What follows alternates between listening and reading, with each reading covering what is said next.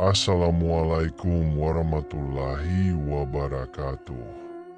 Penonton dan pendengar setia Kisah Horor 24. Di sebuah desa kecil di pinggiran kota, seorang pedagang pecel lele bernama Pak Karto dikenal sebagai penjual yang paling laris. Warung pecel lelenya selalu dipenuhi pelanggan dari pagi hingga tengah malam. Bahkan beberapa orang rela datang dari kota hanya untuk mencicipi hidangan di warungnya. Tidak ada yang tahu rahasia kesuksesan Pak Karto selain dirinya sendiri.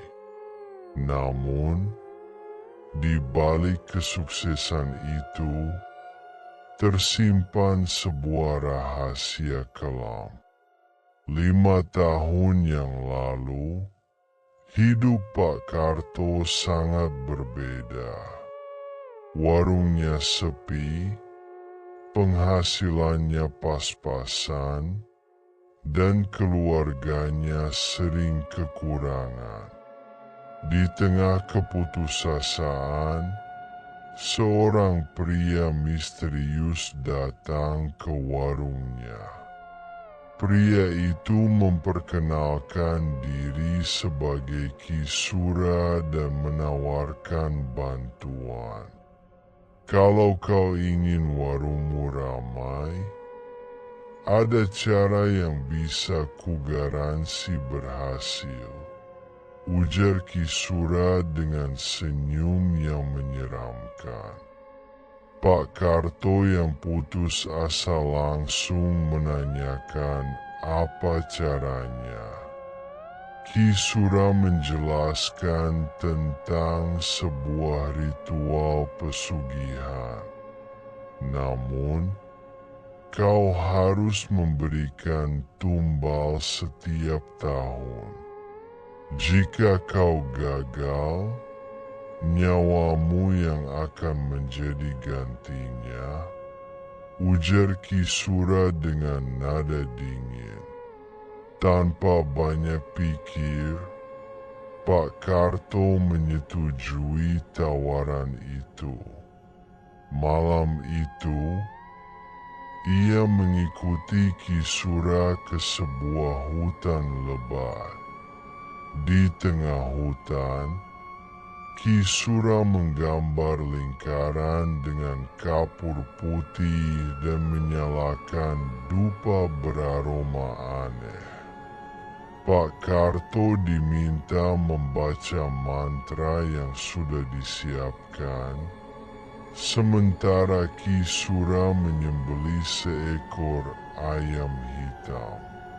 Setelah ritual selesai, Ki Sura menyerahkan sebuah kalung kecil berisi jimat. Jimat ini akan memastikan kesuksesanmu. Namun ingat, setiap tahun kau harus memberikan tumbal, kata Ki Sura. Setahun setelah ritual itu, warung Pak Karto berubah drastis. Pelanggan datang berbondong-bondong dan kekayaannya bertambah dengan cepat. Namun, malam sebelum ulang tahun ritualnya, Ki Sura datang dalam mimpinya, mengingatkan bahwa waktu untuk memberikan tumbal telah tiba. Awalnya, Pak Karto hanya diminta mengorbankan hewan seperti kambing atau ayam. Tetapi semakin tahun berlalu, permintaan tumbal semakin berat. Pada tahun ketiga, Ki Sura meminta tumbal manusia. Pak Karto terkejut, tetapi ia terlalu takut untuk menolak. Dengan berat hati, ia memilih seorang pengemis tua yang sering tidur di depan warungnya. Pengemis itu menghilang tanpa jejak, dan Pak Karto merasa bersalah, tetapi juga lega karena warungnya tetap ramai. Namun, tidak berhenti di situ. Tahun berikutnya, Ki Sura meminta tumbal tambahan. Kali ini, Pak Karto memilih salah satu pembeli setianya, seorang pria muda yang sering makan di warungnya setiap malam. Pria itu tiba-tiba jatuh sakit dan meninggal dunia tanpa sebab yang jelas. Perasaan bersalah mulai menghantui Pak Karto, tetapi keserakahan membuatnya terus melanjutkan perjanjian itu. Tetangganya pun menjadi korban berikutnya. Seorang wanita tua yang sering membantu keluarganya ditemukan meninggal dunia dengan kondisi misterius. Pak Karto mulai dihantui oleh bayangan korban-korbannya. Setiap malam, ia merasa mendengar suara-suara mereka memanggil namanya, meminta keadilan atas nyawa mereka yang direnggut secara kejam. Tahun kelima menjadi puncak dari segalanya. Kali ini, Ki Sura meminta tumbal dari anggota keluarga Pak Karto sendiri. Pak Karto mulai dihantui rasa bersalah yang luar biasa. Tetapi ketakutan kehilangan segalanya membuatnya bingung. Malam itu, anak sulungnya yang bernama Sari jatuh sakit mendadak. Dokter tidak menemukan penyakitnya, tetapi Sari semakin lemah setiap hari. Pak Karto menyadari bahwa ini adalah ulah Ki Sura. Dalam kebingungannya, Pak Karto memutuskan untuk menemui seorang dukun lain, Mbah Suto, yang dikenal sebagai penangkal ilmu hitam. Mbah Suto mendengarkan cerita Pak Karto dengan seksama dan berkata, "Kau telah terikat perjanjian dengan makhluk gaib yang sangat kuat. Untuk memutuskan perjanjian ini, kau harus bersiap menghadapi konsekuensinya." Mbah Suto mempersiapkan ritual penangkal. Malam itu, Pak Karto, Mbah Suto, dan beberapa warga desa yang berani pergi ke hutan tempat pertama kali Pak Karto melakukan ritual. Lingkaran mantra dibuat ulang, tetapi kali ini untuk memutuskan perjanjian. Ketika ritual dimulai, suara-suara menyeramkan terdengar dari segala penjuru. Ki Sura muncul dengan wujud mengerikan, menuntut tumbal yang dijanjikan. Pak Karto yang sudah tidak tahan dengan rasa bersalahnya, memohon ampun dan berjanji untuk mengakhiri semua ini. Mbah Suto membaca mantra dengan lantang, dan terjadi pertarungan sengit antara energi gaib Ki Sura dan kekuatan penangkal Mbah Suto. Setelah beberapa saat yang menegangkan, Ki Sura menghilang dengan jeritan memilukan. Pak Karto pingsan di tempat.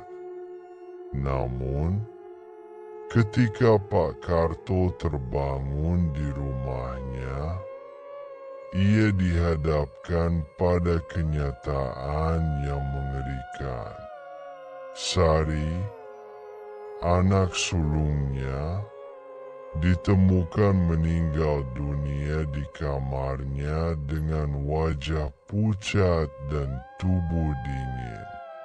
Tak lama kemudian, istrinya, Bu Lastri, yang selalu setia mendampinginya, juga ditemukan tewas dengan luka-luka aneh di tubuhnya. Pak Karto hanya bisa menangis meraung-raung, menyadari bahwa tumbal terakhir telah diambil oleh Ki Sura. Warung Pak Karto kini menjadi tempat sunyi yang penuh kenangan pilu. Ia memilih menutup usahanya dan hidup menyendiri di rumah yang kosong.